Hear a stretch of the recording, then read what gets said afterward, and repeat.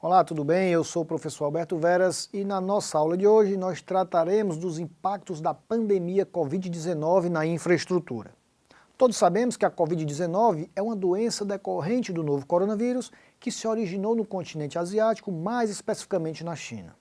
A pandemia do novo coronavírus ocasionou diversas paralisações nos mais variados setores e afetou avassaladoramente os meios de produção e a atividade econômica, proporcionando, além da crise global de saúde, uma grave crise econômica.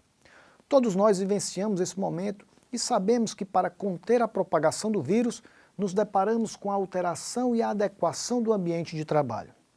Meus amigos, fugindo de aspectos políticos, temos que a decretação de lockdown foi uma das maiores consequências dessa pandemia, sem falar do aumento do desemprego, ocasionado pela redução generalizada da atividade produtiva e a universalização do trabalho remoto, especialmente na modalidade de teletrabalho.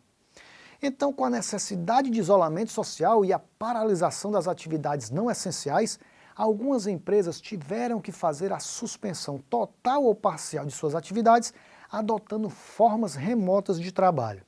A maioria dos estabelecimentos comerciais foram obrigados a se manterem fechados como forma de evitar a propagação da doença.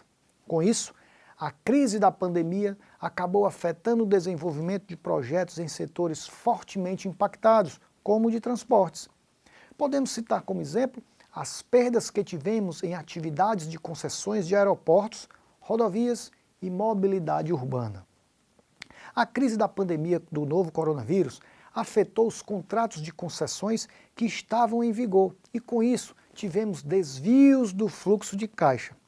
Muitos setores da infraestrutura, como por exemplo o setor de transportes, mobilidade urbana e energia, tentaram dialogar com o governo na tentativa de conter os prejuízos. Ora, nós sabemos que trata-se de um evento de força maior e o reequilíbrio econômico-financeiro deve ser buscado. Os contratos de concessões encontram previsão na própria legislação, ao dispor que esse tipo de risco é de responsabilidade dos poderes concedentes e, assim, fica assegurado ao concessionário a compensação dos prejuízos.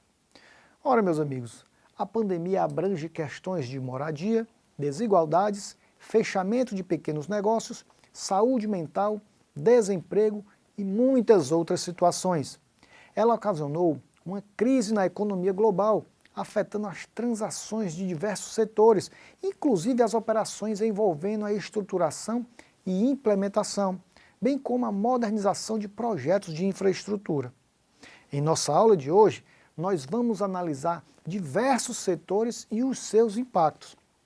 O setor aéreo, um dos mais afetados pela crise causada pela pandemia do Covid-19, deve sofrer impactos negativos em sua cadeia pelo menos até o fim de 2023. A maior parte da frota global de aviões permaneceu parada por causa do fechamento de fronteiras e das medidas de distanciamento social. Vejam só, o impacto foi tão grande que os governos passaram a resgatar empresas aéreas privadas. Nós tivemos diversas medidas governamentais de apoio ao setor para evitar prejuízos permanentes à prestação do serviço público, lembrando que o transporte aéreo é fundamental para manter as operações de carga em apoio às cadeias de suprimento globais, incluindo remessas médicas críticas ao combate à Covid-19. Ora, com o fechamento de fronteiras, nós tivemos uma grande queda do querosene de aviação para voos internacionais. Sem falar que as rotas comerciais menos relevantes foram interrompidas e as rotas mais relevantes foram mantidas devido às exigências da ANAC. O transporte aéreo de cargas se recuperou parcialmente com a importação de EPIs e insumos para testes laboratoriais, além da retomada do consumo. Destaque-se que os aeroportos também enfrentaram desafios em razão da pandemia. A empresa de pesquisa energética afirmou em seus estudos que tivemos grandiosos impactos da pandemia no setor energético, com destaque na demanda de energia elétrica e nos principais combustíveis. A indústria e o comércio foram os setores mais afetados. No setor de transporte, as fontes energéticas mais afetadas foram o querosene de aviação, gás natural veicular e o etanol hidratado. O transporte individual foi muito afetado com restrições à mobilidade e ainda ao receio de contaminação no transporte coletivo. O transporte de cargas foi afetado com as restrições à circulação de veículos.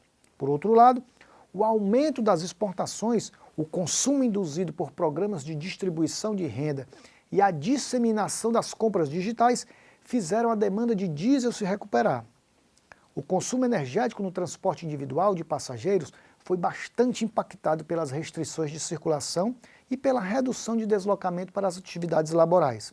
No que diz respeito ao setor marítimo e portuário, vocês podem examinar o Decreto 10.282 de 2020 ao estabelecer que as atividades de transporte e entrega de cargas foram consideradas essenciais e, com isso, diante da necessidade de importação de equipamentos para combate à Covid-19, tivemos a relevância dos portos e da navegação diante da crise. Meus amigos, nesse mesmo decreto foi determinado que a produção de petróleo, distribuição e comercialização de combustíveis, gás liquefeito de petróleo e demais derivados de petróleo também foram incluídos no rol de atividades essenciais. No que diz respeito ao óleo e ao gás, nós sabemos que as medidas de distanciamento social em todo o mundo simultaneamente acarretou a redução do número de voos comerciais, a circulação de veículos nas estradas, no transporte público e em todo o setor industrial. E vocês sabem o que aconteceu? Isso mesmo. Todas essas consequências acabaram por paralisar o uso do petróleo e este permaneceu estocado nos tanques e, em consequência disso, o principal impacto foi a redução da demanda de óleo em todo o planeta. Meus amigos, para vocês entenderem melhor, nesse ponto nós temos vários atores. Para o consumidor, a repercussão mais visível do vírus e do isolamento social no setor foi a queda do preço dos abastecimentos. Então, a redução do preço do barril de petróleo foi a grande responsável e ocorreu devido ao excesso de estoque mundial por queda no consumo e as disputas entre os maiores produtores. Mas nós temos ainda o varejo, que representa a ponta da cadeia, correspondente aos distribuidores e rede de postos. Temos também o setor que realiza a exploração e produção do petróleo, que são as grandes petroleiras, e aqui podemos citar a Petrobras. Não podemos também esquecer a Transpetro, que é a responsável por realizar o transporte de petróleo entre as plataformas e as refinarias e o refino. E para concluir na nossa aula de hoje, nós vamos tratar de um assunto que se refere ao reequilíbrio econômico-financeiro dos contratos.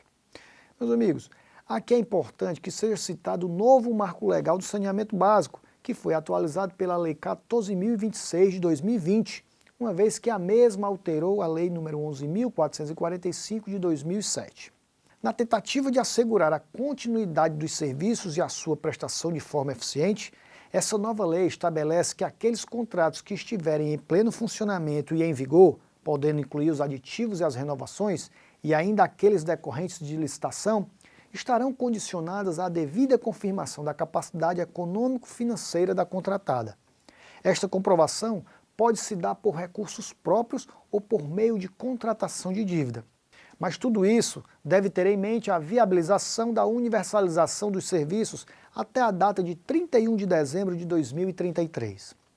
Destacamos ainda que o novo marco regulatório do saneamento básico determinou que, dentre as condições de validade dos contratos de prestação de serviços de saneamento, temos a existência de estudos que comprovem a viabilidade técnica e econômico-financeira da prestação dos serviços, nos termos estabelecidos no respectivo plano de saneamento básico.